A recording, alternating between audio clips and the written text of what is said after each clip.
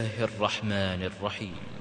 معزز مہمانان کرام، بزرگوں، دوستوں اور احترام دینی ماؤں اور بہنوں، جدہ دعوت سینٹر حی السلامہ میں آپ کا یہ بھائی آپ کو خوش آمدید کہتا ہے، استقبال کرتا ہے، اور اللہ رب العالمین سے دعا کر رہا ہوں کہ اللہ رب العالمین ہم جس مقصد کے لیے یہاں جمع ہوئے ہیں، ہمارے مقصد کو شرف قبولیت عطا فرمائے اور ہمیں یہاں سے اللہ رب العالمین اپنی رضا اور خوشنودی عطا فرمائے، آمین یا رب العالمین۔ حضرات، یہ ہمارے لیے نہایت ہی سعادت کی بات ہے کہ آج ہمارے درمیان پاکستان کی ایک عظیم شخصیت، ایک عظیم خطیب ہمارے درمیان تشریف فرما ہیں، فضیلت شیخ قاری خلیل الرحمن حفظہ اللہ۔ آپ کراچی سے تشریف لائے ہیں عمرے کی سعادت حاصل کرنے کے لیے۔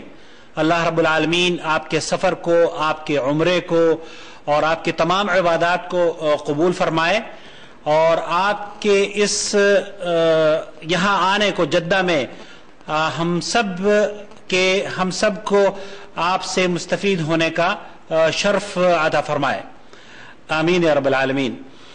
حضرات، فضیلت شیخ قاری خلیل الرحمن کسی تعارف کے محتاج نہیں ہیں۔ گزشتہ سال بھی آپ تشریف لائے تھے اور مختلف مقامات پر آپ کی تقاریر ہوئی تھی، جو کہ آڈیو کیسیٹس اور ویڈیو کیسیٹس یا وی سی ڈیز کے ذریعے پوری دنیا میں الحمدللہ اللہ تعالیٰ نے ان کو پذیرائی انہیں حاصل ہوئی ہے۔ یہاں آج کا جو پروگرام ہم نے رکھا ہے، چونکہ بہت ہی عجلت میں یہ پروگرام مرتب کیا گیا ہے، اس لیے بعض اخوان کو تو اس کا علم بھی نہیں ہے، لیکن اس کے باوجود بھی ہم نے یہ سوچا کہ چونکہ شیخ ابھی ہمارے درمیان موجود ہیں تو اس سے اچھا موقع کیا ہوگا کہ ہم آپ سے فضیلت شیخ سے مستفید ہوں۔ پروگرام انشاءاللہ تعالی اس کی نوعیت کچھ اس طرح کی ہے کہ فضیلت شیخ قاری خلیل الرحمن کا خطاب ہوگا، آپ قرآن خوانی، ایصال ثواب کے حکم کے بارے میں اور اس کی اسلام میں کیا حقیقت ہے وہ بیان فرمائیں گے۔ اس کے بعد جو سوالات اگر کچھ ہوں گے تو وہ سوالات فضیلت شیخ کے سامنے پیش کیے جائیں گے اور ان کے جوابات آپ سماعت فرمائیں گے۔ وعلیکم ورحمۃ اللہ وبرکاتہ۔ قرآن خوانی اور ایصال ثواب، اس کی شرعی حیثیت کیا ہے، اس عنوان سے انشاءاللہ اللہ رب العالمین کی توفیق سے میں چند باتیں آپ کو خوشگزار کروں گا۔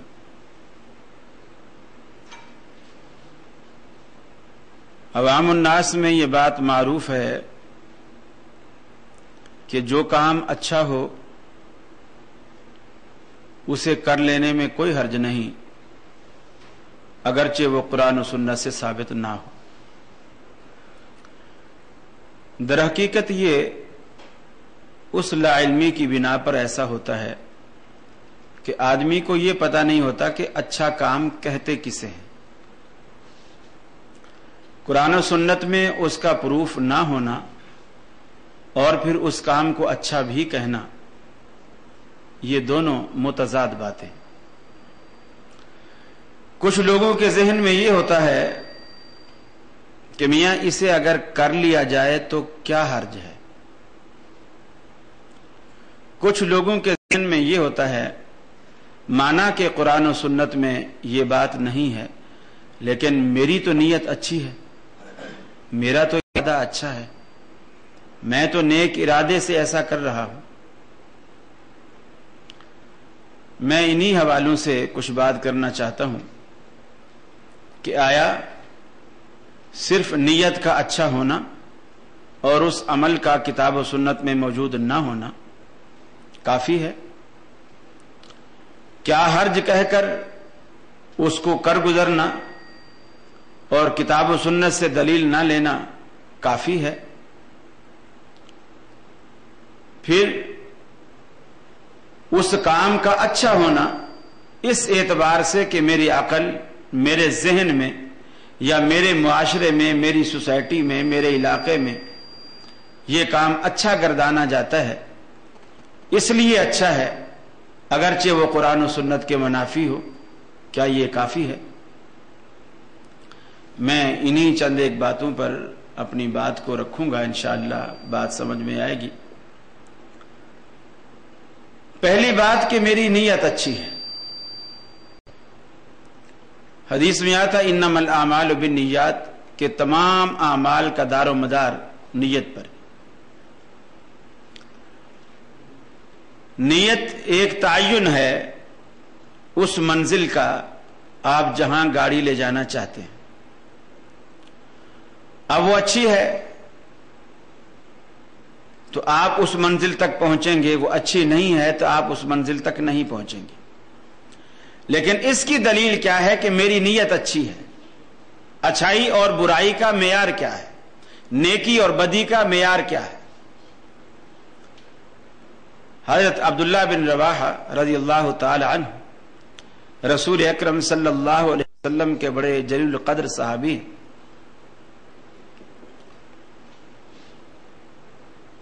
جمعرات کا دن ہے، رحمت عالم صلی اللہ علیہ وسلم نے ایک لشکر ترتیب دیا۔ حضرت عبداللہ بن رواحہ رضی اللہ تعالی عنہ کو اس لشکر کا امیر بنایا۔ حکم یہ کیا کہ تم نے رات یہاں مدینے میں نہیں ٹھہرنا ہے، تم نے چلے جانا ہے، اور صبح فلاں جگہ تم نے پہنچنا ہے، کل وہاں جنگ ہے، لڑائی ہے، جہاد ہے۔ صبح جمعے کا دن ہے۔ حضرت عبداللہ بن رواحہ رضی اللہ تعالی عنہ کے دل میں یہ بات آئی کہ یار جہاد پہ جانا ہے، سفر جہادی ہے، اس میں انسان ہمیشہ غازی بھی نہیں رہتا، شہید بھی ہوتا ہے۔ ہو سکتا ہے یہ میری زندگی کا آخری سفر ہو، آخری لڑائی ہو، اور میں اسی میدان میں کام آؤں اور شہید ہو جاؤں، تو کیوں نہ میں دوہرا اجر لوں۔ میرے پاس تیز رفتار سواری گھوڑا ہے جو اس وقت جنگوں میں بالکل اس کی وہی حیثیت تھی جو آج کل F-16 کی ہے، بڑی ضرورت کی چیز تھی۔ اس نے کہا میرے پاس بڑی تیز رفتار سواری ہے، میں اس پر سفر کروں گا تو اپنے لشکر کو راستے میں ہی جا لوں گا، اور جمعہ بھی رسول اللہ صلی اللہ علیہ وسلم کے پیچھے پڑھ لوں گا۔ جہاد سے بھاگ نہیں رہا، موت سے ڈر نہیں رہا، بلکہ شہادت کے جذبے سے سرشار ہے۔ نیت اس کی نیک ہے، نیت میں کوئی فتور نہیں۔ وہ دوہرا اجر یوں لینا چاہتا ہے کہ شہادت بھی پالوں اور زندگی کا آخری جمعہ رسول اللہ صلی اللہ علیہ وسلم کی اقتداء میں ادا فرما لوں۔ یہ دونوں نیتیں ہیں اور نیک نیتی ہیں۔ آپ نے جمعہ پڑھایا، رسول اللہ صلی اللہ علیہ وسلم کی نظر عبداللہ بن رواحہ پر پڑ گئی۔ آپ کو خیال آیا کہ میں نے تو اسے رات روانہ کیا تھا اور ہدایت کی تھی کہ تم نے نکل جانا ہے لشکر کے ساتھ، اور لشکر نے اس کی قیادت میں نکلنا تھا۔ رسول اللہ صلی اللہ علیہ وسلم نے سوال کیا، ما منعک ان تغدو مع اصحابک یا عبداللہ، اے عبداللہ تجھے کس چیز نے روکا ہے کہ تو صبح سویرے اپنے ساتھیوں کے ساتھ نہیں نکلا؟ اس کی کیا وجہ ہے؟ حضرت عبداللہ بن رواحہ رضی اللہ تعالی عنہ نے جو دل کی بات تھی ساری رکھ دی۔ یا رسول اللہ صلی اللہ علیہ وسلم میرے پاس تیز رفتار سواری ہے، باقی کوئی پیدل ہیں، کوئی اونٹوں پر ہیں، کوئی خچر پر ہیں، کوئی گدھے پر ہیں، میرے پاس تو گھوڑا ہے اور بڑا تیز رفتار گھوڑا ہے میرے پاس، میں ابھی بس جمعہ پڑھ کے بھی جاؤں گا تو ان کو راستے میں لے لوں گا۔ تو میں نے یہ سوچا کہ جمعہ آپ کے پیچھے پڑھ لوں۔ اب یہ کہنا کہ میری نیت چونکہ نیک ہے، اگرچہ وہ کام قرآن و سنت سے ثابت نہیں ہے، تو میری نیت چونکہ نیک ہے، اللہ رب العالمین مجھے اجر دے گا، یہ امید رکھنا یہ غلط ہے۔ اس لیے کہ جب حضرت عبداللہ بن رواحہ رضی اللہ تعالیٰ عنہ نے اپنی نیک نیتی رسول اللہ صلی اللہ علیہ وسلم کے سامنے کھول کر رکھ دی، آپ نے فرمایا اے عبداللہ آج کے بعد اگر تو ساری عمر بھی عمل کرتا رہے تو ان لوگوں کے رتبے اور درجے کو نہیں پا سکتا جو میرا حکم سنتے ہی چل پڑے۔ معلوم یہ ہوا کہ صرف نیت کا اچھا ہونا عمل کی قبولیت کی دلیل نہیں ہے. نیت کا اچھا ہونا اجر کو نہیں بڑھاتا، بلکہ عبداللہ بن رواحہ کا نیت کا اچھا ہونا عمل کے وزن کو گرا رہا ہے، اس لیے کہ رسول اللہ صلی اللہ علیہ وسلم کے فرمان کے خلاف ہے. نیت اچھی ہے لیکن رحمت عالم صلی اللہ علیہ وسلم کے حکم کے خلاف ہے، تو آپ کے عمل، آپ کے حکم، آپ کے قول، آپ کے فعل، آپ کی سنت کے خلاف کتنی بھی نیت اچھی ہو وہ اچھی نہیں ہوتی، کیونکہ جس اچھی نیت سے نیکی کا وزن کم ہو جائے وہ نیت اچھی کہلانے کا حق نہیں رکھتی. معلوم یہ ہوا کہ اچھائی اور برائی کا معیار ہمارا ذہن نہیں ہے. لوگ یہ سوچتے ہیں چونکہ ہمارے ذہن میں یہ بات اچھی ہے، ہمارے معاشرے میں یہ بات اچھی گردانی جاتی ہے، لہٰذا یہ چیز اچھی ہے. یہ ذہن پرستی ہے، یہ ذہن پرستی ہے، اور یہ بھی ایک شرک کے زمرے میں آتا ہے. میں آپ کو چھوٹی سی مثال دوں. رسول اللہ صلی اللہ علیہ وسلم میدان عرفات میں مغرب کا وقت ہو گیا اور آپ صلی اللہ علیہ وسلم نے قافلے کو، یہ حج کا موقع ہے، آپ نے قافلے کو حکم کیا کہ جلدی سے یہاں سے چل. حضرت بلال سمجھے کہ رسول اللہ صلی اللہ علیہ وسلم مغرب کی نماز کو بھول گئے. الصلاۃ الصلاۃ یا رسول اللہ، الصلاۃ یا رسول اللہ. آپ نے فرمایا بلال الصلاۃ امامک، نماز تیرے آگے ہے، یعنی آگے چل کے پڑھیں گے، مزدلفہ میں جا کے پڑھیں گے. اب مزدلفہ میں جا کر مغرب کا وقت پورا نکل جاتا ہے، مغرب کا وقت پورا نکل جاتا ہے. رسول اللہ صلی اللہ علیہ وسلم نے وہاں جا کر پہلے مغرب ادا کی، پھر عشاء ادا کی. اب ہماری اصطلاح میں، علماء کی اصطلاح میں، مغرب کو قضا پڑھا گیا، عشاء اپنے وقت میں پڑھی گئی، مغرب کو قضا کیا گیا. ایک روایت میں آتا ہے جس شخص نے عمدن، جان بوجھ کر ایک نماز بھی قضا کی، اس کو دوزخ میں 70 ڈبکیاں، 70 غوطے دیے جائیں گے. رحمت عالم صلی اللہ علیہ وسلم کا فرمان ہے. اور یہاں اللہ کے رسول خود جان بوجھ کر اپنی بھی نماز قضا کر رہے ہیں اور صحابہ کرام کی نماز بھی قضا کرا رہے ہیں. اور آپ نے جان بوجھ کر وقت کے ہوتے ہوئے، وقت عرفات میں ہوتا ہے اور آپ جان بوجھ کر اس نماز کو آگے جا کر کے لیٹ کرتے ہیں، جبکہ قرآن مجید میں اللہ رب العالمین کا فرمان یہ تھا کہ ان الصلاۃ کانت علی المؤمنین کتابا موقوتا، نماز مسلمانوں پر اپنے وقت میں فرض ہے، اپنے وقت میں فرض ہے.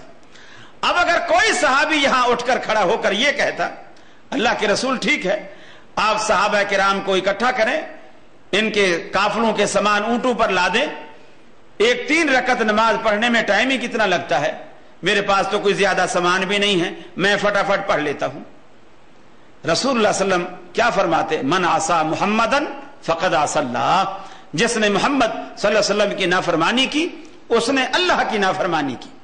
گویا اب یہ جو عقیدت ہے، کسی کو نماز سے عقیدت ہے، کسی کو روزے سے عقیدت ہے، کسی کو زکوٰۃ سے عقیدت ہے، کسی کو یتیموں سے شفقت سے عقیدت ہے، یہ جو عقیدت کے بت ہیں، اسلام نے ہر جگہ عقیدت کے بتوں کو توڑا ہے.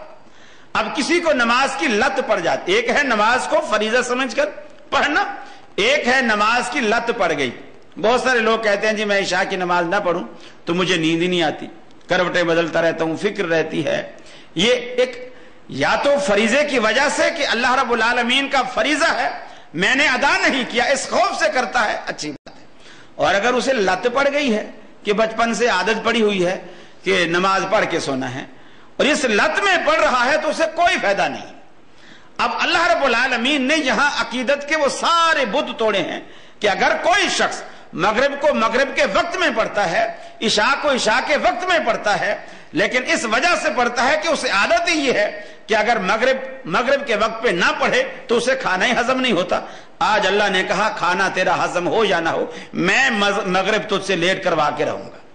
اس لیے کہ اسلام یہ بتانا چاہتا ہے کہ اسلام ہے کیا. تیری عقیدت کا نام، تیری چاہت کا نام، تیری پسند اور ناپسند کا نام اسلام نہیں ہے، بلکہ اسلام وہ ہے جو اللہ رب العالمین نے محمد رسول اللہ صلی اللہ علیہ وسلم کے ذریعے آپ کے قول سے، آپ کے فعل سے، آپ کے عمل سے، آپ کی تقریر سے صحابہ کرام تک پہنچایا. وہ پورے کا پورا اسلام ہے. اور حج ایک ایسی عبادت ہے جس کے ذریعے اللہ رب العالمین نے عقیدت کے بے شمار بتوں کو پاش پاش کیا ہے.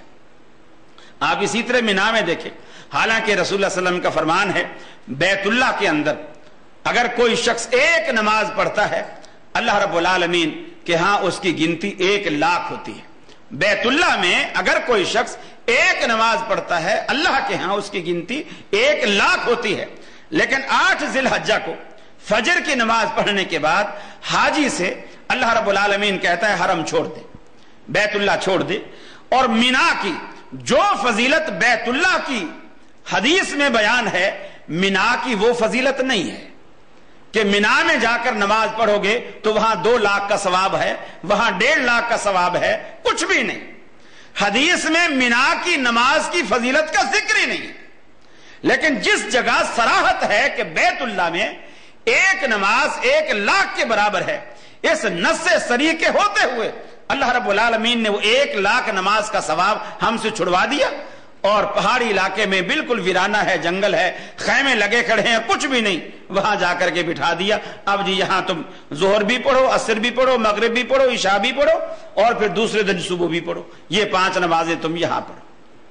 اب کوئی کہے الہ العالمین ہم تو پاکستان سے, ہم انڈیا سے, ہم بنگلہ دیش سے, ہم دور انڈونیشیا سے, پوری دنیا سے, ہم کہاں کہاں سے کرایہ بھر کر, خرچہ بھر کر, اتنا پیسہ لگا کر ہم یہاں آئے ہیں بیت اللہ میں 1,00,000 کا ثواب پانے کے لیے, اور تو نے ہمیں یہاں سے نکال دیا. تو اللہ رب العالمین اصل میں ہمیں یہ بتانا چاہتا ہے کہ نیکی اصل کیا ہے. ایک چیز تجھے بھا رہی ہے, نیکی یہ نہیں ہے. ایک چیز اللہ کو ایسے بھا رہی ہے, اب ویسے کرنا نیکی ہے. آدم علیہ السلام کو اللہ رب العالمین نے جب تمام چیزوں کے نام بتا کر کھڑا کر دیا, فرشتوں سے پوچھا کہ تم بتاؤ, انہوں نے کہا ہمیں تو نہیں بتایا, اللہ نے انہیں بتایا ہی نہیں ہے. اللہ رب العالمین نے آدم علیہ السلام سے کہا تم بتاؤ, انہوں نے بتا دیے.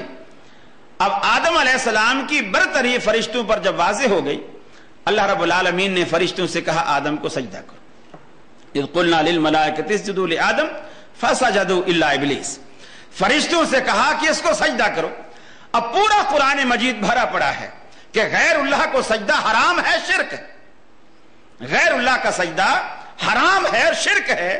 اللہ رب العالمین نے قرآن میں کہا, اللہ کے رسول نے احادیث میں کہا, تمام انبیاء اسی کی دعوت دیتے آئے کہ صرف اور صرف سجدہ کرو تو اللہ کو کرو, باقی تمام کی بندگی تم پر حرام ہے. اب یہاں فرشتوں سے کہا جا رہا ہے آدم کو سجدہ کرو. اب اگر کوئی شخص اسی کو دلیل بنائے کہ میاں دیکھو فرشتے تو بڑی نیک مخلوق ہیں, نورانی مخلوق ہیں, اور ان کے دامن میں تو گناہ ہی نہیں ہے, نیکیاں ہی نیکیاں ہیں, میں کیوں نہ فرشتوں والا کام کروں. اللہ نے فرشتوں سے کہا آدم کو سجدہ کرو, میں کیوں نہ فرشتوں والا کام کروں, میں بھی آدم کو سجدہ کروں گا. اللہ کہتا ہے انہیں میں نے کہا تھا, اس وقت یہی نیکی تھی, تمہیں میں نے منع کیا ہے, اس وقت یہی نیکی ہے. میری مانیت پہ تم اب آؤ گے, اس لیے کہ نیکی جو ہے میری پسند اور میری ناپسند کا نام ہے. میری پسند کا خیال کرو گے تو نیک رہو گے, میری ناپسند کو اپناؤ گے تو گناہگار کہلاؤ گے. تو در حقیقت یہ جو چیزیں ہم میں پیدا ہوتی ہیں کہ میاں کھانے پر ہم نے قرآن پڑھا, کوئی ہمارا عزیز فوت ہو گیا, اس کے لیے ہم نے 4 بندے مدرسے سے بلوا کر بٹھا کر سپارے بانٹ کر ان سے ہم نے پڑھوانا شروع کر دیا. انہوں نے 4 سپارے, 5 سپارے, 10 پارے یا 30 جنے آ گئے, ایک پارا سب نے پڑھ دیا. اس میں کیا فرق, کیا حرج ہے؟ پڑھا تو ہم نے قرآن ہے. میں نے یہ چند ایک مثالیں آپ کو دی ہیں کہ پڑھا ہم نے قرآن ہے, لیکن اس میں فرق ہے. اس لیے کہ یہ پڑھنا وہ پڑھنا ہے جو محمد رسول اللہ صلی اللہ علیہ وسلم سے ثابت نہیں. اللہ کے رسول کے زمانے میں بھی لوگ مکان بناتے تھے, اللہ کے رسول کے زمانے میں بھی لوگ فوت ہوتے تھے. آپ نے کسی کے ایصال کے لیے صحابہ کو اکٹھا کر کے پارے بانٹ کر یا حافظوں کو بلا کر کہ جی اس دور میں ابھی لکھا ہوا قرآن ہمارے پاس نہیں ہے, ہڈیوں پہ ہے, کپڑے پر ہے, چمڑے پر ہے, چلو حافظ بلا لو, وہ بیٹھ کر پارے بانٹ دیے کہ تم پڑھ لو. کبھی ایسا نہیں ہوا. اللہ کے رسول کے دور میں یہ ساری چیزیں تھیں, یہ سارے لوازمات تھے, لیکن یہ طریقہ کار جو آج مسلمانوں نے اپنایا ہے, اللہ تبارک و تعالیٰ کے رسول کے دور میں یہ چیز نہیں اپنائی گئی تھی. اور بے شمار باتیں ہیں. دیکھیے رسول اللہ صلی اللہ علیہ وسلم نے بڑی وضاحت کے ساتھ فرمایا, کہ لا یؤمن احدکم، تم میں سے اس وقت تک کوئی شخص مسلمان نہیں ہو سکتا، مومن نہیں ہو سکتا، حتی اکون احب الیہ من والدہ وولدہ والناس اجمعین، جب تک کہ اسے میری ذات اس کے والدین سے، اس کے عزیز و اقارب سے، اس کے دوستوں سے، اس کی اپنی ذات سے سب سے زیادہ محبوب نہ ہو جائے۔ اور اس کے محبوب ہونے کا معنی کیا ہے کہ دوسری روایت میں فرمایا لا یؤمن احدکم حتی یکون ہواہ تابعا لما جئت بہ، میری ذات تمہیں کیسے محبوب ہوگی، کیسے پتا چلے گا کہ تم واقعی اللہ تبارک و تعالیٰ کے رسول کی ذات سے محبت رکھتے ہو، یہ پتا کیسے چلے گا؟ لا یؤمن احدکم حتی یکون ہواہ تابعا لما جئت بہ، اس وقت تک تم مومن کہلانے کا حق نہیں رکھتے جب تک کہ تمہاری تمام خواہشات، تمہاری پسند ناپسند، تمہارے ذہنی معیار، تمہاری ہر چیز جو ہے وہ میری شریعت، اس چیز، اس قانون اور اس دستور کے تابع نہ ہو جائے لایا۔ حتی یکون ہواہ تابعا لما جئت بہ، جو شریعت اور جو دستور، جو نظام حیات میں لے کر آیا ہوں کتاب و سنت کی شکل میں، جب تک کہ تمہارے تمام تر خیالات، تصورات اس کے تابع نہیں ہو جاتے، اس وقت تک تم مومن کہلانے کا حق ہی نہیں رکھتے۔ یہ اللہ رب العالمین نے بڑی وضاحت کے ساتھ اس چیزوں کو کھول کھول کر بیان کر دیا ہے۔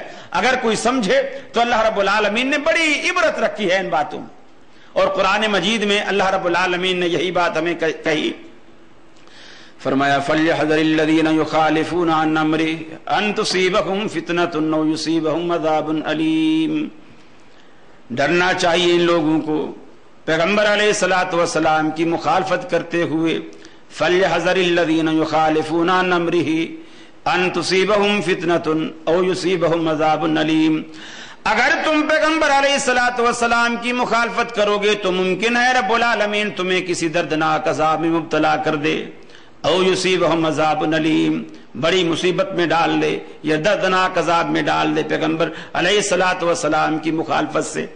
اللہ کے حبیب نے ایک اور مقام بھی فرمایا من اطاع محمدا فقد اطاع اللہ، جس شخص نے محمد عربی صلی اللہ علیہ وسلم کی اطاعت کی، آپ کی پیروی کی، آپ کا کہا مانا، آپ کی بات مانی، فقد اطاع اللہ، اس نے گویا اللہ رب العالمین کی اطاعت کی، اللہ رب العالمین کی بات مانی۔ ومن عصى محمدا فقد عصى اللہ، اور جس شخص نے محمد صلی اللہ علیہ وسلم کی نافرمانی کی اس نے اللہ کی نافرمانی کی۔ ومحمد فرق بین الناس، اور محمد عربی لوگوں کے درمیان تفریق پیدا کرنے والے ہیں، کفر اور شرک کے درمیان، اسلام اور غیر اسلام کے درمیان۔ ومحمد فرق بین الناس، ایک کسوٹی ہے تمہارے درمیان، ایک پیمانہ ہے تمہارے درمیان، ایک معیار ہے تمہارے درمیان جس پر ہر چیز کو لا کر تم پرکھ سکتے ہو۔ جس طرح دنیا میں آپ کا اختلاف ہوتا ہے سنار کے ساتھ، میاں میں نے پیسے سونے کے دیے ہیں اور تو نے زیور پیتل کے بنا کے دیے ہیں، آپ لڑتے ہیں۔ میں نے پیسے سونے کے دیے ہیں اور تو نے زیور پیتل کے بنا کے دیے ہیں۔ اب وہ کہتا ہے کہ نہیں بھائی مجھ سے قسم کھلا لو، مسجد میں کھڑا کر لو، جیسے پاکستانی لوگوں کا طریقہ ہے، سر پہ قرآن رکھوا لو، جو مرضی کرا لو، میں نے سونا دیا ہے، سونے کے ہی زیور بنائے ہیں، میں نے پیتل شامل نہیں کیا۔ اب آپ کہتا نہیں یہ پیتل ہے، وہ کہتا نہیں یہ سونا ہے، اب آپ کا جھگڑا ہو گیا۔ اب کیا ساری عمر جھگڑتے رہیں گے؟ اس کے اختلاف کا کوئی طریقہ، اس اختلاف کو مٹانے کا اس کا حل کوئی نہیں ہے، صرف جھگڑتے ہی رہیں گے۔ اب دوسری دکان سے، تیسری دکان سے، مارکیٹ میں سے 10 سنارے اٹھ کے آ گئے، بھئی کیا بات ہے، 1 گھنٹہ ہو گیا تو میں ہو رہی، کیا بات ہے، کیوں لڑ رہے ہو؟ کہ جی میں نے اس کو پورے پیسے دیے ہیں سونے کے اور اس نے زیور بنا کے دیے ہے سارا پیتل کا ہے۔ اب وہ کہہ رہا ہے نہیں جی میں نے بالکل سونا لگایا ہے، ایک رتی برابر بھی اس میں ملاوٹ نہیں۔ اب وہ کہیں گے میاں کیوں جھگڑتے تو معاملہ آسان ہے۔ ان کی یہاں کالے رنگ کا پتھر ہوتا ہے جس کو وہ کسوٹی بولتے ہیں، ذرا سا اس پر گھسائیں گے، اس پہ سونے کا رنگ آئے گا، 1 قطرہ تیزاب کا ڈالیں گے، اگر تو وہ رنگ اڑ گیا، پیتل ہے، تانبا ہے، سلور ہے، جو مرضی اسے کہہ لو، اور اگر تیزاب کا قطرہ پڑنے کے بعد بھی ویسے کا ویسا ہے، یا بغیر تیزاب ڈالے بھی ان کو پہچان ہوتی ہے، آپ اس پہ اس کو رگڑتے ہیں، رگڑنے سے ان کے رنگت سے، چمک سے پتہ چل جاتا ہے، کسوٹی سے رگڑنے سے پتہ چل گیا کہ جی یہ معاملہ صحیح ہے یا غلط ہے، بتا دیں گے بھائی آپ غلط جھگڑ رہے ہو، اس نے زیور جو ہے صحیح بنایا ہے۔ اور اگر پتہ چل گیا تو بتائیں گے بھی بالکل دکاندار کا قصور ہے، اس میں تو 100% ملاوٹ ہے۔ اختلاف مٹ گیا۔ اب آپ کہتے ہیں جی مجھے بخار ہے، ڈاکٹر نے ہاتھ آپ کے نبض پہ ہاتھ رکھا، ڈاکٹر نے کہا جی بالکل یہ بہانہ بنائے کھڑا ہے، اس کو بخار نہیں، اس کو بالکل بخار نہیں ہے۔ اب ایسا ہوتا ہے، اسکولوں میں بچے پڑھتے ہیں، مدارس میں بچے پڑھتے ہیں، استاد جی چھٹی چاہیے، کیوں کیا بات ہے؟ جی بخار آ رہا۔ اب وہ ایسے ہوشیار بچے تھوڑی دیر دھوپ میں بیٹھ جاتے ہیں، جسم تپ جاتا ہے، اس کے بعد فٹافٹ اندر دفتر میں آئے، جی میرا ہاتھ دیکھو بالکل بخار۔ اب استاد نے ہاتھ لگایا، واقعی وہ تو تپ رہا ہے، تو دھوپ سے آ رہا ہے، تپ رہا ہے، بڑا بخار ہے۔ میں نے آفس میں ایک چھوٹا سا 15-20 روپے کا وہ تھرمامیٹر لے کر رکھ لیا۔ اب بچہ جو آ رہا ہے جی استاد جی چھٹی چاہیے، بھی کیوں چھٹی چاہیے؟ بخار ہے جی۔ میں نے میٹر لگا دیا، اب لگایا تو اس کا 98 سے بھی نیچے درجہ کھڑا ہوا ہے، ابھی تیرے کو کہاں بخار ہے؟ تو جھوٹ بول رہا ہے۔ اب اس نے جا کے دوسرے بچوں کو بھی بتا دیا کہ مدیر صاحب نے آفس میں تھرمامیٹر رکھا ہوا ہے، اب ان کو پتہ چل جاتا ہے۔ اب وہ جو بھی آ رہا ہے دوسرے دن، اب وہ تھرمامیٹر کا نہیں کہہ رہے، بخار کا نہیں کہہ رہے، استاد جی میرے پیٹ میں درد، میرے سر میں درد۔ اب پیٹ کے درد کو میٹر سے ہم کہاں سے چیک کریں؟ اختلاف مٹانے کا ایک حل ہے۔ مریض اور ڈاکٹر کے درمیان اختلاف ہوا، آپ نے تھرمامیٹر کو استعمال کیا، اختلاف ختم۔ مریض سچا ہے یا ڈاکٹر سچا ہے، اختلاف ختم۔ آپ نے کہا میں نے 6 میٹر کپڑے کے پیسے دیے ہیں، دکاندار نے کہا میں نے بھی 6 ہی میٹر کپڑا دیا ہے۔ آپ کہتا نہیں 5.5 میٹر ہے۔ اب ساری عمر آپ لڑتے رہیں گے؟ نہیں، اس کا ایک طریقہ ہے کہ آپ نے وہ 1 میٹر کی جو دکانداروں کے ہاں گزی لوہے کی معروف ہوتی ہے، آپ نے کپڑے کو اس کے ساتھ ماپا، جب 6 دفعہ اس کے برابر پورا آ گیا تو اس کے معنی یہ ہے دکاندار سچا ہے، آپ کو غلطی لگی ہے۔ ہاں اگر 5 دفعہ پورا آیا اور 6ٹھی دفعہ اس کے آدھے تک آیا تو پھر آپ سچے ہیں اور دکاندار جھوٹا ہے۔ تو ہر چیز کے حل کے لیے اللہ رب العالمین نے کوئی نہ کوئی پیمانہ رکھا۔ تو کیا دین جس پر ہماری دنیا ہماری آخرت کا دار و مدار ہے، اس کے لیے اللہ نے کوئی پیمانہ نہیں رکھا کہ ہم ساری عمر اختلافات کی دلدل میں لڑتے رہیں، جھگڑتے رہیں اور دنیا کو یہ باور کرائیں کہ اختلاف امتی رحمت، کہ رسول اللہ صلی اللہ علیہ وسلم نے فرمایا ہے میری امت کا اختلاف رحمت ہے۔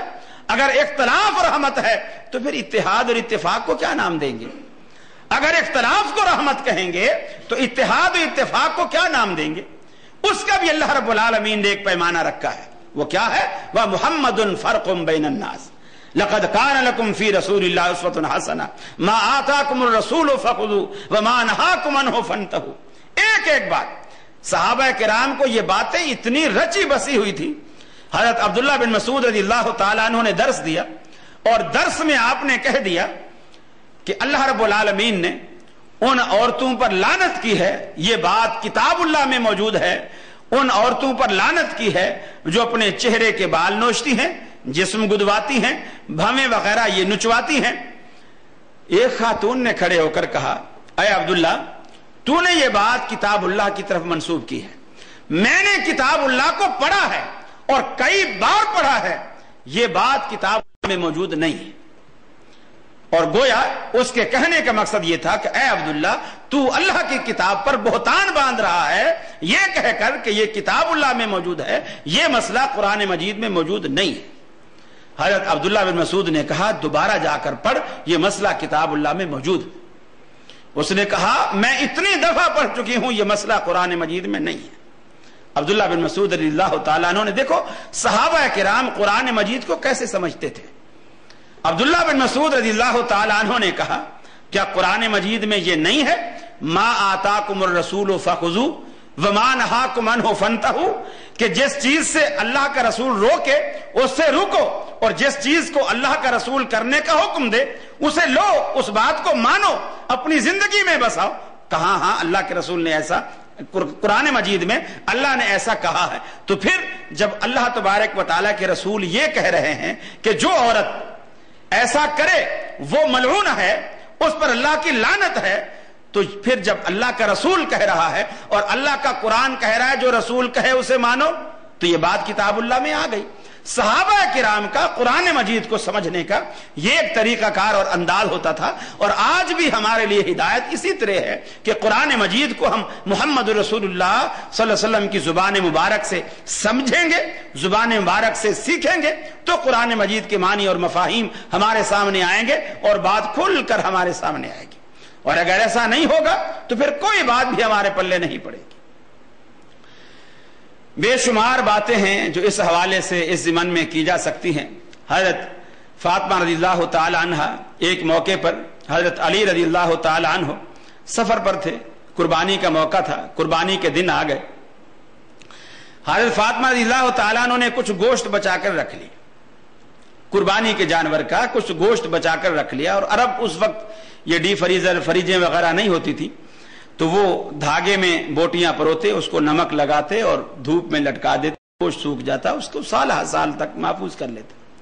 چونکہ رسول اللہ صلی اللہ علیہ وسلم کا حکم بھی اب یہ آیا کہ کلو وتصدقوا وادخروا، کہ اس کو کھاؤ بھی، صدقہ بھی کرو، ذخیرہ بھی کرو، تو صحابہ کہتے ہیں ہم قربانی کے گوشت کو سکھاتے تھے، پھر سال ہر سال اگلے سال قربانی آنے تک پھر ہم اسی کو کھاتے رہتے تھے، سکھا کے رکھ دیا۔ حضرت علی 6 مہینے کے سفر پر واپس آئے، 6 مہینے بعد جب واپس آئے تو حضرت فاطمہ رضی اللہ تعالیٰ عنہ نے محبت سے وہ گوشت تھوڑا نکالا، اس کو پکایا، دسترخوان پہ رکھا۔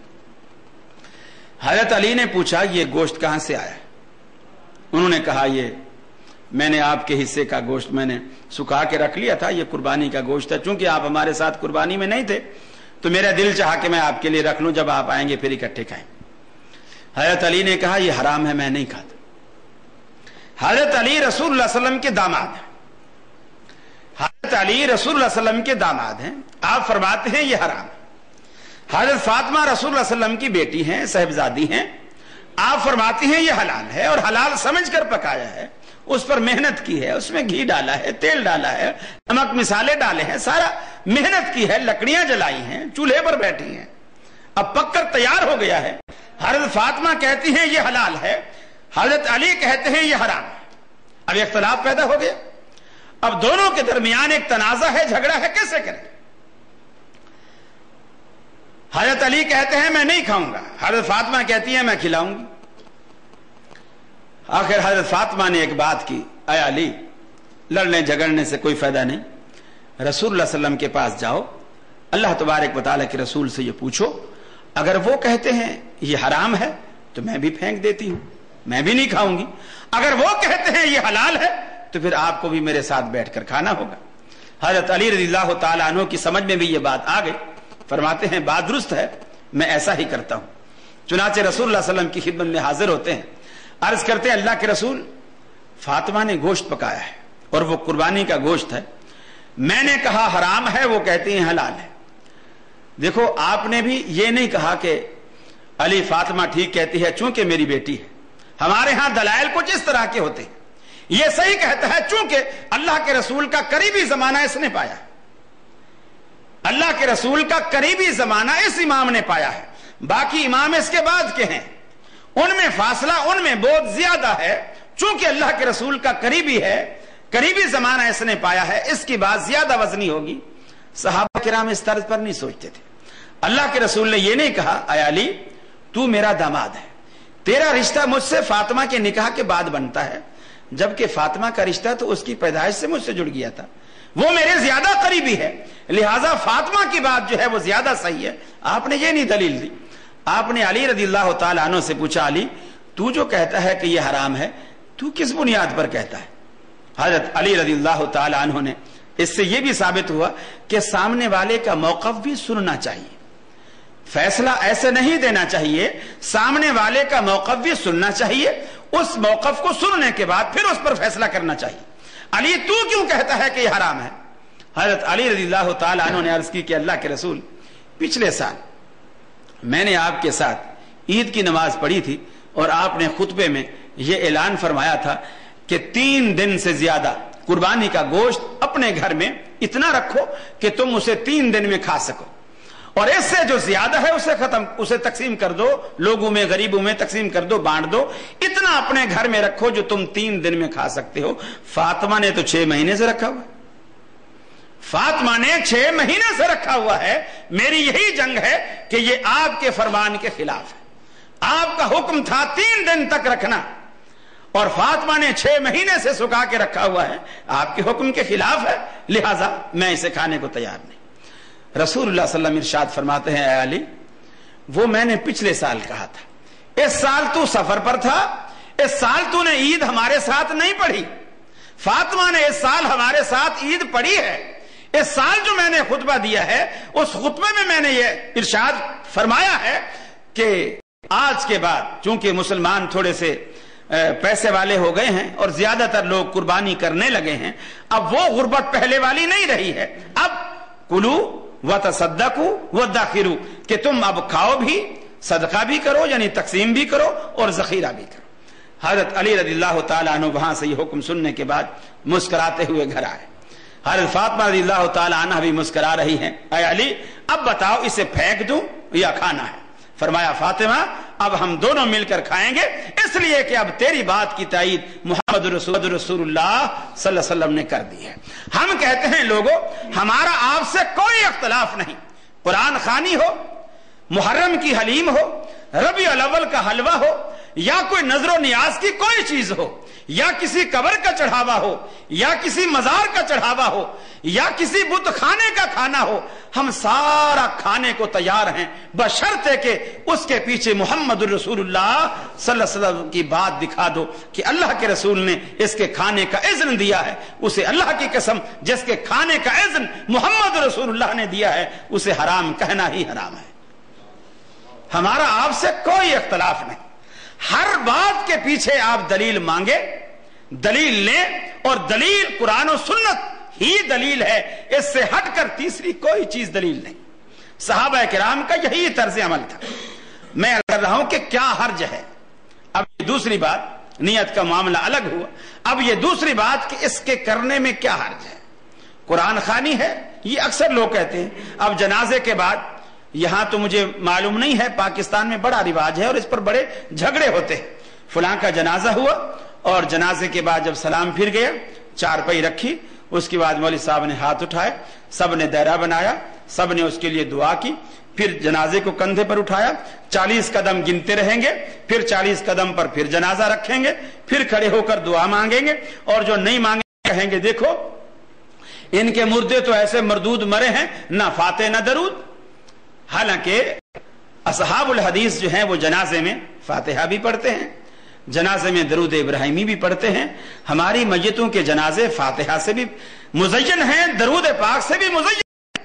جنازے تو ان سے خالی ہیں، ان کے ہاں تو فاتحہ کا تصور ہی نہیں ہے سوائے قبر کے، کہ قبر پر فاتحہ پڑھی جائے، یعنی صرف اس لیے کہ جنازے میں چونکہ اللہ کے رسول کی سنت ہے اور ہم چونکہ اہل سنت ہیں، ہمیں تو سنت سے چڑ ہے۔ ہم چونکہ اہل سنت ہیں، ہمیں تو سنت سے چڑ ہے۔ اہل سنت کے معنی یہ سمجھے ہیں لوگوں نے جو سنی سنائی پر عمل کرے۔ اہل سنت کے معنی لوگ سنی کے دو ہی معنی ہیں، سنی سنائی پر عمل کرے یا بالکل عقل اس کی سن ہو جائے، عقل اس کی سن ہو، وہ سنی ہے۔ اب کوئی قرآن پیش کرے، حدیث پیش کرے، اس کے پلے کچھ نہیں پڑے گا، کیونکہ یہ سنی ہے، اس کی عقل ہی سن ہے۔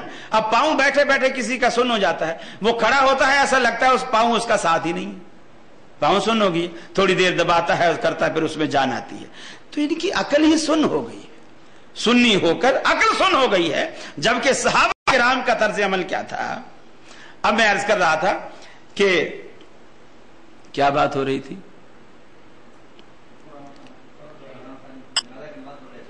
جنازے کی نماز پر 40 قدم پر کھڑے ہو کر پھر میت رکھتے ہیں، پھر دعا کراتے ہیں۔ اب کوئی پوچھے، اعتراض کرے، تو جواب یہ ملتا ہے، میاں دعا کرانے پر بھی اعتراض ہے، دعا میں کیا حرج ہے؟ دعا کرانے پر بھی اعتراض ہے۔ اکثر اصحاب الحدیث کی مساجد میں فرض نمازوں کے بعد اہتمام کے ساتھ دعا نہیں کی جاتی۔ کوئی درخواست کر دیتا ہے، جی ہمارا فلاں عزیز بیمار ہے، دعا کرا دیجئے، کرا دیتے ہیں، ورنہ معمول نہیں ہے۔ اعتراض ہوتا ہے، ارے میاں دعا کے بھی منکر ہو گئے، حالانکہ دعا تو اچھی چیز ہے، دعا تو اچھی بات ہے، اللہ سے مانگ رہے ہیں، کیونکہ غیر اللہ سے تو نہیں مانگ رہے، یہ لوگ تو اللہ سے بھی نہیں مانگتے ہیں۔ دیکھ لو نماز میں نماز سلام پھر گیا چپ کر کے ایسے اٹھ کے جوتا اٹھایا اور چلے گئے اور دعا ہی نہیں مانگی ہے. ارے اللہ کے ولی، جو تو نے سجدے میں گر کر، رکوع میں کھڑے ہو کر، قیام میں کھڑے ہو کر، قعدے میں بیٹھ کر جو کچھ تو نے کہا ہے وہ دعا نہیں تو اور کیا ہے؟ وہ کیا تھا؟ لیکن وہ لوگ بعد میں اس لیے لازمی سمجھتے ہیں. ان لوگوں کے ہاں تو مذہب یہ ہے کہ امام کے پیچھے آ کر کھڑے ہو جاؤ چپ کی. تھانوی صاحب لکھتے ہیں بہشتی زیور میں، خاتون امام کے پیچھے اگر ہے چپ کی کھڑی رہے کچھ نہ پڑھے تو بھی نماز ہو جائے گی. اب آدمی سوچے کہ بھی چپ کا کھڑا رہے یا چپ کی کھڑی رہے، تو مسجد میں آنے کی ضرورت ہی کیا ہے؟ مسجد میں آنے کی ضرورت ہی کیا ہے؟ مولوی صاحب کی ہر بندہ وظیفہ باندھ دے، 500 روپیہ مہینہ میں دیا کروں گا، میری طرف سے تو نمازیں بھی پڑھے آنا، روزے بھی رکھے آنا، دعا بھی کرے آنا، مجھے گھر بیٹھے ثواب ملتا رہے گا. آخر اس کی کیا ضرورت ہے؟ یہ جو چیز ہے کہ ہم نے یہ جو کام کر لیا اس میں کیا حرج ہے؟ اسی طرح کھانا سامنے آیا، ہم نے اس پر سورہ فاتحہ پڑھ لی، سورہ اخلاص پڑھ لی، سورہ یاسین پڑھ لی، سورہ مزمر پڑھ لی، سورہ مدثر پڑھ لی، اس میں کیا حرج ہے؟ میں آپ سے عرض کروں، رسول اللہ صلی اللہ علیہ وسلم عید کا خطبہ دے رہے ہیں، قربانی کی عید ہے.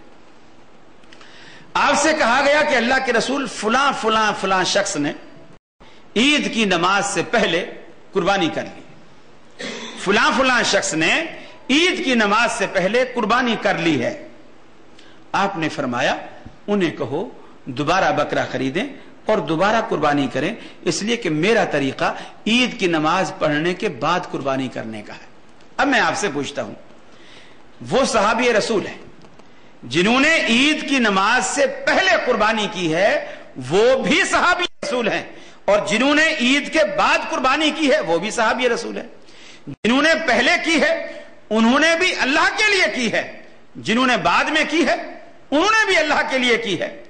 جنہوں نے پہلے کی ہے اسی 10 ذی الحجہ کو اسی دن کی ہے، جنہوں نے بعد میں کی ہے انہوں نے بھی 10 ذی الحجہ کو اسی دن کی ہے. فرق صرف 2 رکعت نماز کا بیچ میں ہے. اس 2 رکعت نماز پر ٹائم کتنا لگتا ہے؟ اگر بہت پوری لمبی سورہ غاشیہ اور سورہ سبح اسم ربک الاعلی جو آپ کا اکثر معمول تھا، یہ عید کی نماز میں، جمعہ کی نماز میں پڑھا کرتے تھے، اگر یہ مکمل بھی پڑھیں تو 10-12 منٹ سے زیادہ وقت نہیں لگتا. اب اسی ایک ہی دن میں دونوں صحابی ہیں، 10-12 منٹ پہلے جس نے قربانی کر لی اس کی قربانی برباد، اور جس نے 10-12 منٹ بعد میں قربانی کی اس کی قربانی کھاتے میں لگی. کیوں؟ یہ فرق کس چیز کا ہے؟ فرق صرف یہی ہے، جس نے پہلے کی اس نے محمد رسول اللہ صلی اللہ علیہ وسلم کے طریقے کے خلاف کیا، اور آپ کے طریقے کے خلاف ہونا ہی اس کے غیر مقبول ہونے کی دلیل ہے. اور جس نے آپ عید کی نماز کے بعد قربانی کی اس نے محمد رسول اللہ صلی اللہ علیہ وسلم کے طریقے کے مطابق کی، اور آپ کے طریقے کی موافقت میں ہونا ہی اس عمل کے قبول ہونے کی علامت اور دلیل ہے. آپ یہی کوشش کیجیے، آپ نے حکم بھی یہی کیا، نماز کے بارے میں بھی دیکھو آپ یہی حکم ہے، سلو کما رأیتمونی اصلی، نماز اسی طرح پڑھو جس طرح تم نے مجھے پڑھتے ہوئے دیکھا ہے. عید کا میدان ہے، اللہ کے رسول تشریف فرما ہے، صحابہ کرام بیٹھے ہیں، لوگوں کا انتظار ہو رہا ہے. گھڑیاں نہیں ہوتی تھی، کسی کو وقت نہیں دیا جاتا تھا کہ جی 9 بجے عید کی نماز کھڑی ہوگی، 8 بجے کھڑی ہوگی. بس لوگ جب آ گئے، پنڈال بھر گیا تو عید کی نماز پڑھا گئی. اللہ کے رسول بیٹھے ہیں، صحابہ بیٹھے ہیں، وضو سے بیٹھے ہیں. ایک صحابی کے دل میں خیال آیا کہ یار یہ عید کا دن جو ہے یہ بڑا مبارک دن ہے اور مسلمانوں کے لیے بڑا خوشی کا دن ہے، اور اس دن اللہ رب العالمین بھی اپنے بندوں سے راضی ہوا ہوتا ہے. چونکہ رمضان کے روزے رکھ کر بندہ جب عید کے دن آ بیٹھتا ہے تو وہ ایسے لگتا ہے جیسے پورا مہینہ اس نے مزدوری کی ہے اور آج اللہ کے دربار میں مزدوری لینے آیا بیٹھا ہے.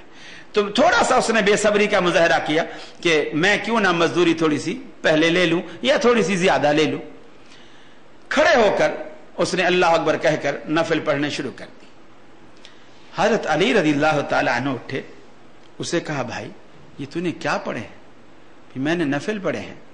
کہا مجھے ڈر ہے، ترمذی کی حدیث ہے، کہا مجھے ڈر ہے کہ کہیں یہ نفل تجھے دوزخ میں نہ لے جائیں، کہیں یہ نفل تجھے دوزخ میں نہ لے جائیں. اس لیے کہ محمد رسول اللہ صلی اللہ علیہ وسلم کا جو طرز عمل ہے، آپ عید کے میدان میں آنے کے بعد نہ عید سے پہلے اور نہ عید کے بعد کوئی نفل نہیں پڑھتے تھے، تو اللہ کے رسول سے آگے بڑھتا ہے. لا تقدموا بین یدی اللہ ورسولہ، اللہ اور اس کے رسول سے آگے نکلنے کی، آگے بڑھنے کی کوشش نہ کرو. اب وہ نفل ہے، صحابی رسول ہے پڑھنے والا، عید کا دن ہے، وضو سے پڑھ رہا ہے، قبلہ رخ پڑھ رہا ہے، اور اسی طریقے پر پڑھ رہا ہے جو رسول اللہ صلی اللہ علیہ وسلم کا طریقہ ہے. طریقے میں کوئی تبدیلی نہیں کر رہا، صرف اس جگہ، اس موقع پر، اس محل پر اللہ کے رسول سے چونکہ ثابت نہیں، حضرت علی فوراً کہتے ہیں کہ مجھے ڈر ہے کہ کہیں یہ نماز، یہ نفل تجھے دوزخ میں نہ لے جائیں. اب آدمی عقل سے سوچے کہ کبھی نماز بھی دوزخ میں لے جاتی ہے کسی، نماز جیسا عمل یہ بھی کبھی کسی کو دوزخ میں لے جائے گا، یہ کیسے ہو سکتا ہے؟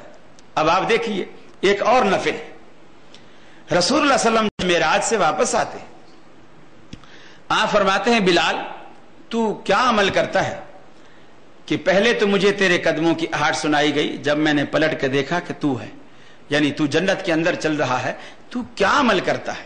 اللہ کے رسول اور تو کوئی خاص عمل مجھے یاد نہیں ہے، بس یہی جو آپ سے سیکھے ہیں، جب بھی وضو کرتا ہوں اس کے بعد وضو کے تحیت الوضو کے 2 نفل جو ہیں وہ میں ضرور پڑھ لیتا ہوں.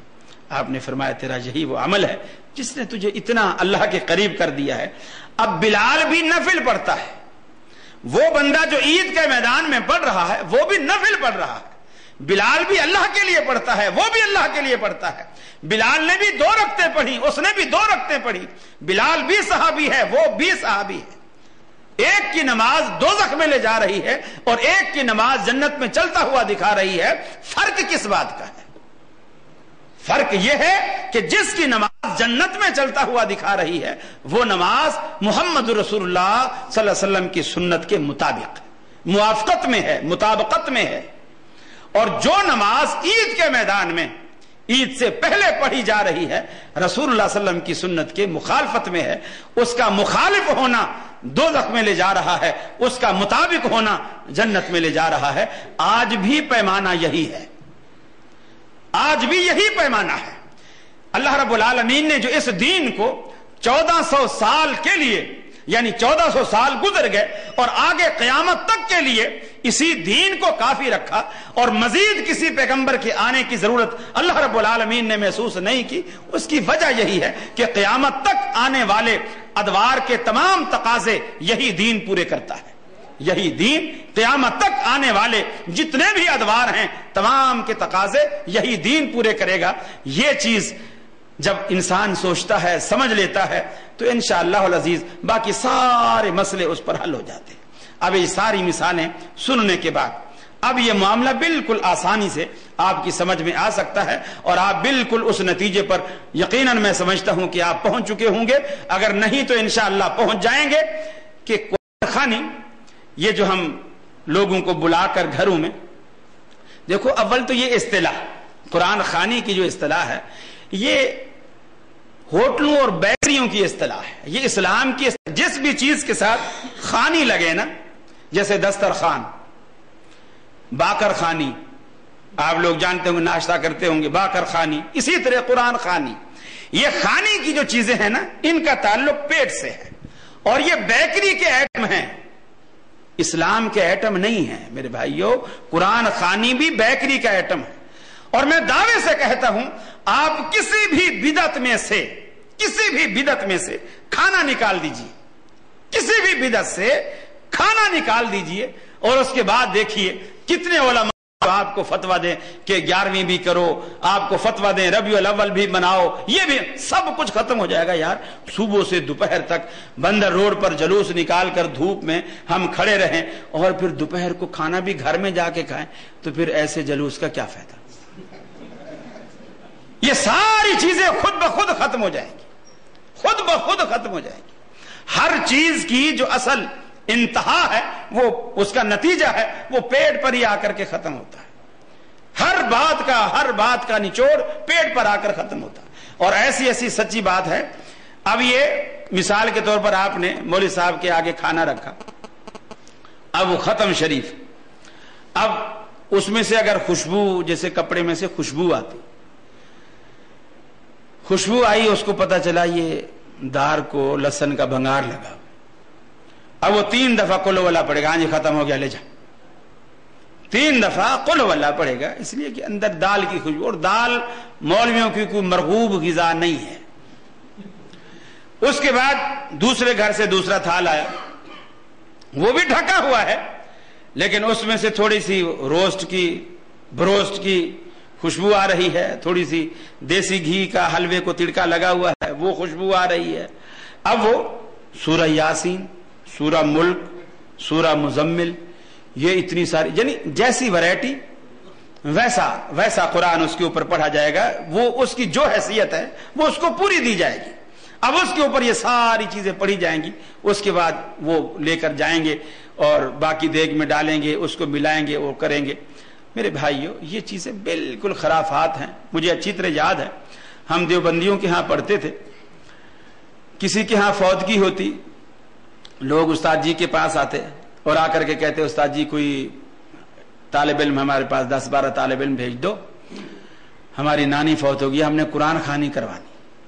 کوئی آ کے کہتا کہ جی ہماری نانی دادا فوت ہو گئی، ہم نے آیت کریمہ کا ختم کروانا ہے، چلے جاتے تھے۔ اب مدرسے کا نظام ایسا تھا، آج کل تو ماشاءاللہ ایسا فینسی نظام ہو گیا ہے، باورچی مدارس کے اندر ہوتے ہیں، کھانے پینے کا انتظام اچھا ہوتا ہے۔ جب اس دور میں ایسا ہوتا تھا، یہ باورچی وغیرہ کا انتظام مدارس میں نہیں ہوتا تھا، بلکہ گھروں والے کھانا بھیجتے تھے، یا طالب علم گھر سے کھانا لے کر آ کر بڑے برتن میں سارا اکٹھا کرتے تھے، استاد جی اسے مکس کرتے تھے اور مکس کر کے پھر اس کو بچوں کو حصہ بقدر جسہ کے تحت اس کو بانٹتے تھے۔ روٹیاں بھی گن کے دی جاتی تھی، بھی اس کا اتنا قد کاٹ ہے، اس کو 2 روٹیاں، اس کو 1.5 روٹی، اس کو آدھی روٹی، اس کو 1 روٹی، اس حساب سے۔ اب کبھی ایسا بھی ہوتا ہے چھوٹے کو بڑے سے زیادہ بھوک لگتی، تو ایسا بڑا یعنی ایک ہوتا تھا۔ اور یہ بھی کہ آپ نے دیکھا ہوگا مولویوں کی اکثر توندیں نکلی ہوئی ہوتی ہیں، گردنیں موٹی ہوتی ہیں۔ اس کی بھی ایک مین وجہ یہی ہوتی ہے کہ جب ہر گھر سے کسی سے گوشت، کسی سے دال، کسی کے ہاں سے ساگ، کسی کے ہاں سے سبزی، کسی کے ہاں سے کڑی، کسی کے ہاں سے کچھ، وہ ساری جب اتنے سارے وٹامنس ایک جگہ روزانہ اس کو ملیں گے تو گردنیں تو پھولیں گی۔ باقی آدمی گھر میں روزانہ جو کھاتا ہے ایک آدھ چیز، کتنا بھی مالدار ہو، زیادہ تر 2 چیزیں بنا لے گا۔ اب اس کو وہ قوت روزانہ میسر نہیں ہوتی جو ان کو وہاں میسر ہوتی۔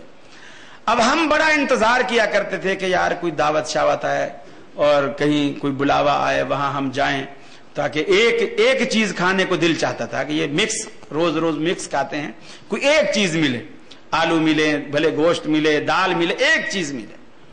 اب وہ بلاتے تھے۔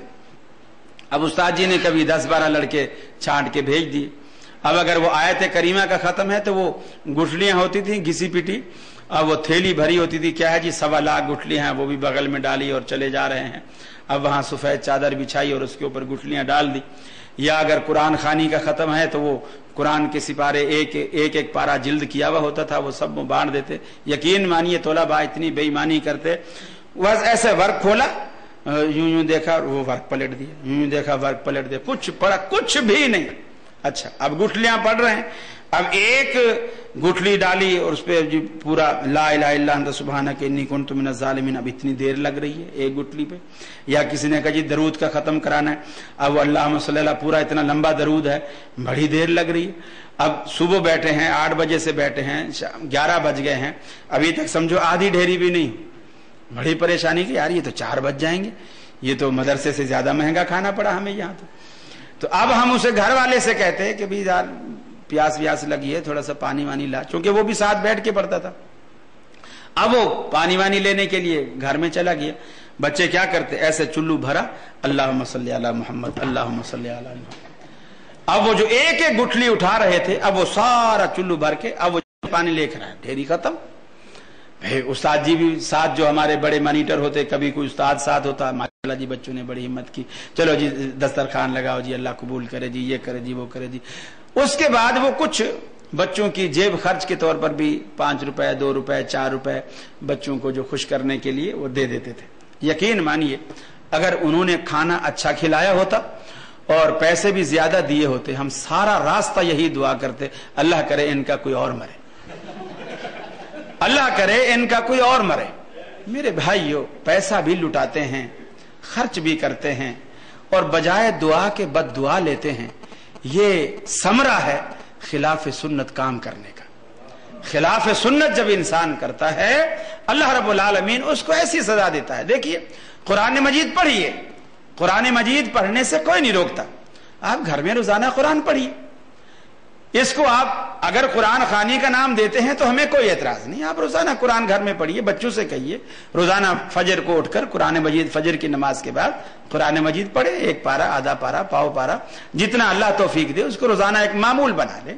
لوگوں نے دکانوں پر حافظ باندھے ہوئے ہیں. یہاں کا تو مجھے پتہ نہیں, پاکستان میں تو بالکل حافظ جی پر مقرر ہوتا ہے, وہ اس دکان سے نکلے گا, اس دکان میں, اس دکان سے, ہر دکان والا اس کو 500 روپیہ مہینہ دے گا, ہر دکان میں روزانہ پارا پڑھے گا. پتہ نہیں کتنی دکانیں ایک حافظ نے لے رکھی ہوتی ہیں. اور جب وہ حافظ کراچی سے پنجاب جا رہا ہوتا ہے تو وہ دکانیں بیچ کے جاتا ہے. دکانیں بھی بکتی ہیں. یعنی وہ میرے پاس جی 15 دکانیں ہیں, فی دکان 1000 روپیہ ہے, تو آج کے بعد جو ہے یہ دکانیں تیری ہو گئی, تو میرے کو 15,000 روپیہ دے دے, تو یہ دکانیں تیری ہو گئی. اور دکانداروں کو پتہ ہی نہیں ہوتا, بیٹھے بیٹھے بک جاتے. تو یہ ایسے سلسلے بنائے ہوئے ہیں, یہ سارے پیٹ سے ان کا تعلق ہے. اب جہاں تک ایصال کا تعلق ہے کہ اس کے قرآن مجید پڑھ کر, کھانے پر پڑھ کر, یا گھر میں سپارے بانٹ کر ویسے پڑھا کر, یا گھسی پٹی گٹھلیوں پر کچھ پڑھوا کر ہم اس کو ایصال کرنا چاہیں, تو کیا یہ ممکن ہے کہ اس کا ثواب آگے جاتا ہو؟ رسول اللہ صلی اللہ علیہ وسلم نے فرمایا, مسلم کی روایت ہے, اذا مات الانسان انقطع عمله, جب انسان مر جاتا ہے, دنیا سے رخصت ہوتا ہے, اس کے عمل کے سارے دروازے بند ہو جاتے ہیں. اس کے عمل کے سارے دروازے بند ہو جاتے ہیں. الا من ثلاث, صرف 3 چیزیں ہیں جو باقی رہتی ہیں. ایک فرمایا ولد صالح یدعى له, ایک ایسا کہ اس کی نیک اولاد, اگر نیک بچہ اس کا موجود ہے, وہ اس کے لیے دعا کرتا ہے, یا وہ کوئی بھی نیک عمل کرتا رہتا ہے, اللہ رب العالمین اس کے والد کے اکاؤنٹ میں اس کا اجر ڈالتا رہتا ہے, اس لیے کہ اس کی نیک اولاد ہے اور ماں باپ نے اس کی اچھی تربیت کی تھی. اس کے صلے میں اللہ رب العالمین اس کے اکاؤنٹ میں خود بخود نیکیاں ڈالتا رہتا ہے, چاہے بچہ یہ کہے کہ میں والد کے لیے کر رہا ہوں یا یہ نہ کہے. وہ جو بھی نیکی کرتا ہے, جو بھی چیز اچھے کام کرتا ہے, اللہ رب العالمین اس کے ماں باپ کا حصہ اس میں رکھتا ہے, ان کی اچھی تربیت کی وجہ سے.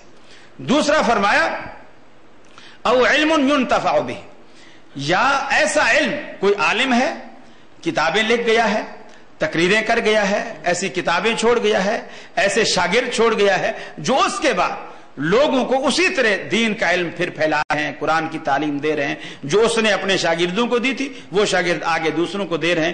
تو یہ ان کا ثواب, ان کا اجر بھی جتنا اس نیکی کرنے والے کو ثواب ملے گا, جس نے الداعی الی الخیر کفاعلہ, جس نے اس کو نیکی کے راستے پر لگایا ہے, اس کے کھاتے میں بھی اتنا ہی اجر اللہ رب العالمین ڈالے گا, یہ اس کو ملتا رہے گا. ایک فرمایا صدقۃ جاریۃ, تیسری چیز جو ہے وہ فرمایا صدقہ جاریہ ہے. ایسا جو آدمی اپنی زندگی میں, مثلا آپ نے کہیں مسجد بنا دی اور آپ دنیا سے رخصت ہو گئے, مسجد قائم ہے, لوگ اس میں نمازیں پڑھتے ہیں, قرآن پڑھتے ہیں, اب جب تک وہ مسجد قائم رہے گی آپ کے نامہ اعمال میں اس کا اجر, اس کا ثواب, سارے نمازی روزانہ جتنے آتے ہیں اس کا ثواب آپ کے نامہ اعمال میں ملتا رہے گا. یہ 3 طریقے ہیں. کچھ چیزیں ایسی ہیں جیسے حج ہے, اللہ کے رسول نے فرمایا حج بدل ہو سکتا ہے, اسی طرح عمرہ ہو سکتا ہے, اسی طرح قربانی ہو سکتی ہے. مالی صدقہ آپ مرحومین کی طرف سے, اگر وہ شرک پر نہیں مرے, اگر وہ شرک پر نہیں مرے ہیں, توحید پر مرے ہیں, تو آپ مالی صدقہ, مالی قربانی, مالی کوئی چیز ان کی طرف سے بھی آپ مسجد بنا سکتے ہیں, والدین کی طرف سے مسجد میں حصہ ڈال سکتے ہیں, والدین کی طرف سے کسی یتیم کو کپڑے پہنا سکتے ہیں. صرف دل میں آپ نیت کر لیں گے اللہ رب العالمین, یا کسی بھی عزیز کی طرف سے آپ جس کو بھی ایصال کرنا چاہیں, ثواب پہنچانا چاہیں, تو مالی صدقہ ان کے لیے کر سکتے ہیں. یہ بدنی عبادت, قرآن پڑھ کے, تسبیح پڑھ کے, نماز پڑھ کے, یہ چیزیں آپ نہیں بخش سکتے, الا یہ کہ اللہ تبارک و تعالیٰ کے رسول نے ایسے وارث کو اجازت دی. کسی کے روزے رہتے تھے, اس نے کہا اللہ کے رسول وہ فوت ہو گئے, ان کے روزے رہتے ہیں, آپ نے فرمایا تو اس کی طرف سے رکھ لے. ایسی صورت اگر ہے تو وہ جائز ہے. باقی بدنی عبادت کا ثواب جہاں اللہ کے رسول سے ثابت نہیں, وہاں ایصال کرنا بالکل غلط ہے. اللہ رب العالمین کے ہاں اس طرح کا کوئی بندوبست نہیں ہے. اس کی اولاد اگر نیک کام کرے گی, یا وہ خود صدقہ جاریہ کے طور پر کچھ کر گیا ہے, یا وہ علم نفع بخش پھیلا گیا ہے, تو اس کا ثواب اس کو مرنے کے بعد ملتا رہے گا. باقی کوئی چیز نہیں, چونکہ اللہ کے پیغمبر نے فرمایا ان قطع عملہ الا من ثلاث, آپ نے یہ کہہ دیا اور نص صریح موجود ہے، اس لیے میرے معلومات کے مطابق یہ جو قرآن خوانی اور ایصال ثواب ہے یہ چیزیں خلاف شرع ہیں، اسے بدعت کے حکم میں مانا جا سکتا ہے اور بدعت کے زمرے میں آتی ہیں اور سنت کے بالکل منافی ہیں، اسے ہمیں بچنا چاہیے اس سے، اور دوسرے لوگوں کو بھی ترغیب دینی چاہیے کہ وہ بھی اس سے بچیں۔ امید ہے ہم اصلی اہل سنت ہیں۔ اصلی اہل سنت اسے کہتے ہیں کہ نبی کریم صلی اللہ علیہ وسلم کے قول سے، آپ کے فعل سے، آپ کی تقریر سے محبت کرنے والا ہو، نہ صرف دعوے کی حد تک بلکہ اپنی زندگی میں اسے رچا بسا رکھنے والا ہو، وہ شخص اہل سنت ہے۔ اگر ان میں سے بھی جو سنی کہلاتے ہیں ان میں سے بھی یہی مزاج اور یہی طبیعت اور یہی جذبہ اپنا لیں تو وہ بھی اصلی اہل سنت ہے۔ اہل سنت، اہل حدیث، اہل العصر، اہل سلفی، یہ سب ایک ہی جماعت کے متعدد نام ہیں، ہمیں اس سے کوئی اعتراض نہیں، ہمیں اعتراض نام سے نہیں ہے، ہمیں اعتراض اس نظریے سے ہے کہ اہل سنت کہلا کر سنت کی مخالفت کی گئی اور اس نام کو بدنام کیا گیا، اس لیے میں نے یہ لفظ استعمال کیا کہ جب اہل سنت کا لفظ استعمال کرتے ہیں، میں آپ کو چھوٹی سی مثال دوں۔ مثال کے طور پر بعض آپ کے بورڈ لگا ہوا ہو کہ باٹا شوز، آدمی دور سے اس کی جوتی ٹوٹ گئی، اب وہ دور سے بورڈ پڑھے گا کہ یہ باٹا شوز لکھا ہوا ہے، یہاں مجھے جوتی ملے گی، یا مسجد میں نماز پڑھنے گیا تھا، کسی نے اس کی جوتی اٹھا لی، اب ننگے پاؤں گھر نہیں جا سکتا، قریب میں باٹا شوز کا اس نے بورڈ پڑھا، آ رہا ہے، اندر جب آیا تو اندر تو جوتی کہیں بھی نہیں، ادھر ٹنڈے، بیگن، کدو، آلو، مٹر، بھنڈیاں، یہ چیزیں رکھی ہوئی۔ آپ کہیں گے یار میں اتنی سفر کر کے آیا ہوں، گاڑی میں نے کہاں روکی، راستہ نہیں تھا گاڑی آنے کا، میں وہاں سے دھوپ میں پیدل آیا ہوں، صرف بورڈ پر کر آیا ہوں، اور اندر تو کہیں جوتا نہیں ہے، اندر تو آلو، ٹنڈے، بیگن، تو سبزی کی دکان ہے۔ تو آپ کہیں گے یار تو نے دھوکہ کیا ہوا ہے، تو دھوکے باز ہے۔ یہی کام اگر مولوی کریں جو سبزی والے نے کیا ہوا ہے تو کیا وہ دھوکے باز نہیں ہے؟ اہل سنت کا بورڈ پڑھنے کے بعد آپ کے دل میں ایک آرزو ہوتی ہے کہ میں کچھ جا کر کے سنت پاؤں، سنت سیکھوں، سنتیں سیکھوں، سنتیں لوں۔ آپ یہ جا کر جاتے ہیں، جب اندر دیکھتے ہیں دائیں سے بائیں، آگے سے پیچھے پوری کی پوری دکان بدعتوں سے بھری ہوئی ہو تو آپ اسے کیا کہیں گے؟ تو میں نے یہ طنز اس لیے کیا ہے کہ اہل سنت کہہ کر اس نام کی لاج نہ رکھنا اور اس نام کی تقدس کو پامال کرنا یہ معیوب ہے۔ جزاکم اللہ خیر، احسن الجزاء۔ فضیلت شیخ، ہمارے شہر جدہ سے کچھ لوگ عالم اسلام کے لیے ایک تحریک چلا رہے ہیں، اسلام کے نشر و اشاعت کا پروجیکٹ ٹی وی پر یا ٹی وی چینل کا انعقاد کرنے کا مشروع شروع کر رہے ہیں، آپ اس سلسلے میں کیا فرماتے ہیں؟ کیا ہمیں ان کے ساتھ تعاون کرنا چاہیے؟ بالکل میری ناقص عقل کے مطابق تعاون کرنا چاہیے۔ اس قدر زور پکڑ رہا ہے، اس قدر آسانی سے بڑی تیزی کے ساتھ تھوڑے زیادہ علاقوں تک وہ بات پہنچ رہی ہے، اور حق والے اگر یہ سوچ کر بیٹھے رہیں گے کہ یہ شیطان کا راستہ، میں آپ کو چھوٹی سی ایک حدیث سناؤں۔ رسول اللہ صلی اللہ علیہ وسلم نے حضرت عمر رضی اللہ تعالیٰ عنہ کے بارے میں ایک بات کہی تھی کہ عمر ایک ایسا شخص ہے جس راستے پر چلتا ہے شیطان وہ راستہ چھوڑ دیتا ہے، جس راستے پر چلتا ہے شیطان وہ راستہ چھوڑ دیتا ہے۔ اس کے معنی یہ ہیں کہ شیطان اسی راستے پر آ رہا تھا جس راستے پر عمر جا رہے تھے۔ اس سے یہ بات نکلتی ہے کہ نہیں نکلتی کہ جس راستے پر عمر جا رہے تھے شیطان اسی راستے پر آ رہا تھا، لیکن جیسے عمر کو آتا ہوا دیکھا شیطان نے راستہ بدل لیا۔ اس کے معنی یہ ہیں وہ راستہ نہیں چھوڑو، آؤ اس راستے پر، لیکن اس شیطان کے پیچھے نہ آؤ، اس کے مد مقابل آؤ۔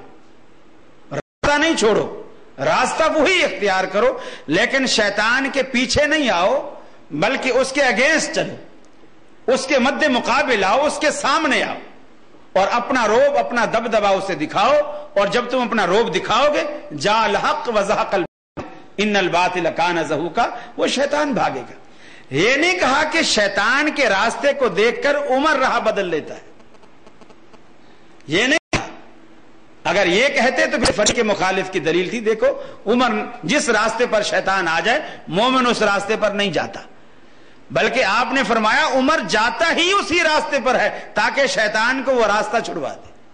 آپ یہ کہیں یہ چینلز ہیں ہی ہمارے، اللہ نے یہ نعمتیں رکھی ہمارے لیے ہیں تاکہ شیطان یہاں سے بھاگ جائے. اب شیطان دندنا رہا ہے، اہل حق آگے آئیں گے. اور میں نے شاید پچھلی نشست میں جو عبداللہ بن باز حال میں ہوا تھا میں نے کافی تفصیل سے بات کی تھی.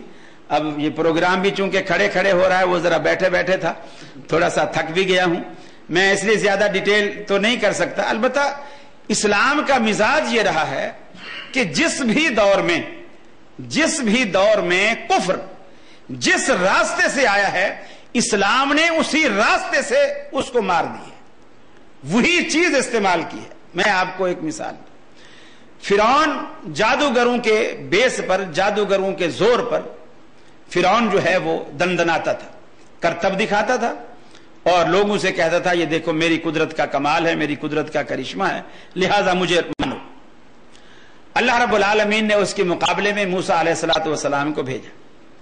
اب جب موسیٰ علیہ السلام کو بھیجا، حالانکہ موسیٰ علیہ السلام کے پاس اور بھی معجزے تھے، ید بیضا ہے، آپ ہاتھ ڈالتے اور اس کو نکالتے تو بالکل سورج کی طرح روشن ہوتا، یہ بھی معجزات تھے. آپ کے پاس ایک ایسی لاٹھی تھی، اس کو پتھر پہ مارتے، فنفجرت من حسنتا عشرت عینہ، اس سے پانی کے چشمے جاری ہو پڑتے. وہی لاٹھی آپ نے دریا پہ ماری تو دریا میں فوج کے لیے راستے بن گئے، پانی ادھر ادھر پہاڑوں کی شکل میں کھڑا ہو گیا.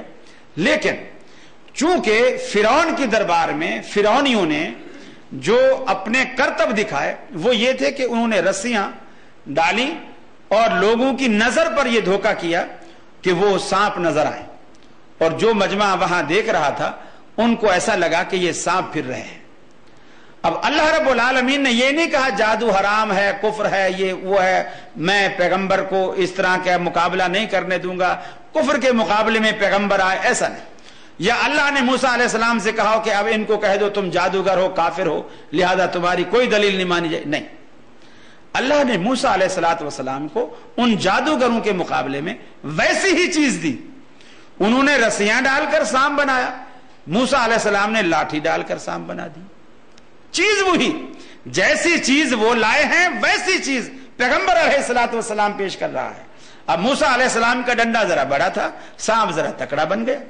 پھر موسیٰ علیہ السلام کو اللہ کی تائید حاصل تھی اس لیے بھی تکڑا بن گیا اور ان کے سانپوں کو سارا کھانے لگ گیا.